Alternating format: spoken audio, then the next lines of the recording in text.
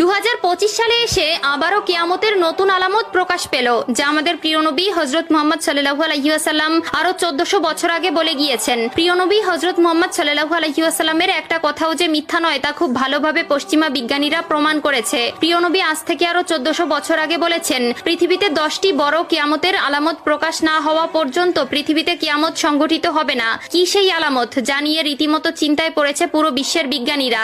আপনি যদি একজন মুসলিম হয়ে থাকেন তবে ভুলেও ভিডিওটি এড়িয়ে যাবেন না, কারণ আমরা আজকে আপনাদের জানাতে চলেছি প্রকাশিত হওয়া সেই কিয়ামতের আলামত সম্পর্কে। আর আপনি যদি আমাদের প্রিয় নবী হযরত মুহাম্মদ সাল্লাল্লাহু আলাইহি ওয়াসাল্লামকে ভালোবেসে থাকেন তবে অবশ্যই কমেন্ট বক্সে আলহামদুলিল্লাহ কমেন্ট করবেন আর ভিডিওটি শেয়ার করে দিতে ভুলবেন না, কারণ আপনার একটি শেয়ারে আরো অনেক মুসলিম ভাই ও বোনেরা কিয়ামতের এই আলামত সম্পর্কে জানার সুযোগ পাবে। তো চলুন বেশি কথা না বলে শুরু করা যাক আজকের এই ভিডিও। হাদিসে বর্ণিত আছে, কিয়ামত সংঘটিত হওয়ার পূর্বে পুরো পৃথিবী থেকে পবিত্র আল কোরআন উঠিয়ে নেওয়া হবে। প্রিয় দর্শক, কিয়ামতের নিকটবর্তীতার প্রমাণস্বরূপ কিছু আলামত প্রকাশ পাবে। এর মধ্যে কিছু হবে বড় আলামত, আবার কিছু হবে ছোট ছোট আলামত। ইতিমধ্যে পুরো বিশ্বে অসংখ্য কিয়ামতের ছোট আলামত প্রকাশিত হয়েছে।